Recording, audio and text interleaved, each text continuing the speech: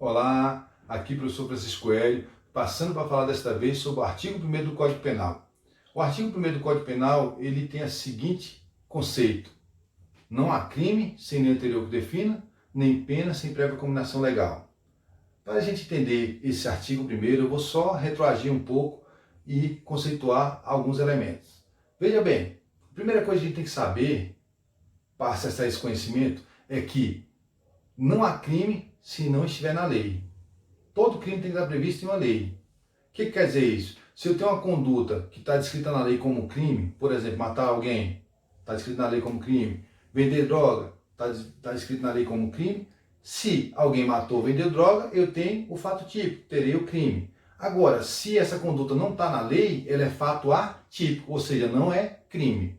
Vou dar um exemplo que eu uso com meus alunos em sala de aula. Eu falo assim, ó, o abraço fofinho de lado. Abraço fofinho de lado é crime? A resposta é não. Por que abraço fofinho de lado não é crime? Porque não há na lei hoje uma conduta, um crime descrevendo abraço fofinho de lado, pena de tanto a tanto. Então o fato é atípico.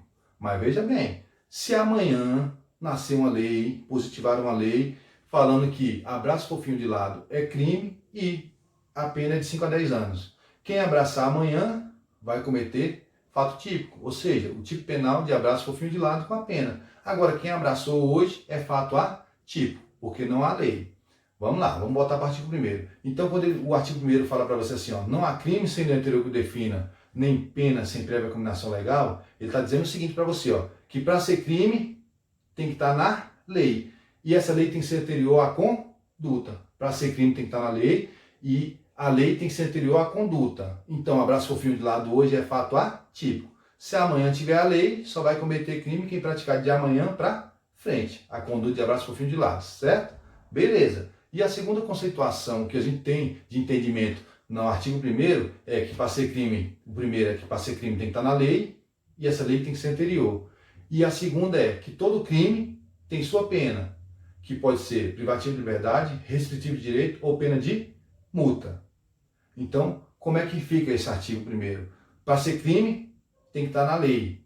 E a lei tem que ser anterior. E todo crime tem sua pena, que pode ser privativo de liberdade, restritivo de direito ou pena de multa.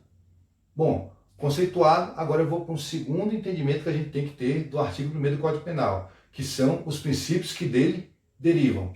Veja bem, esses princípios a gente costuma chamar de princípios penais constitucionais ou constitucionais penais, que são os princípios da legalidade, anterioridade e reserva legal. Lembrando que esses três princípios eles são sinônimos: legalidade, reserva legal e anterioridade. Os três são sinônimos e refletem o artigo 1º do Código Penal. Não é raro cair uma questão no seguinte sentido: o artigo 1º do Código Penal reflete o princípio da legalidade, anterioridade e reserva legal. A questão estaria correta. Ou uma questão assim: o artigo 1º do Código Penal reflete o princípio da legalidade, certo? O artigo 1º reflete o princípio da anterioridade, certo? O artigo 1º do Código Penal reflete o princípio da anterioridade, certo também. Bom, esse artigo 1º ele é um assunto recorrente em prova.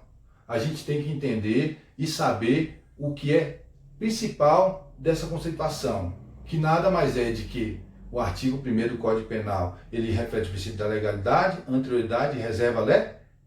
E que para ser crime tem que estar na lei e a lei tem que ser anterior. E todo crime tem sua pena, que pode ser privativo de liberdade, restritivo de direito ou multa. No momento oportuno, a gente aprofunda o conhecimento. Vamos junto. Abraço!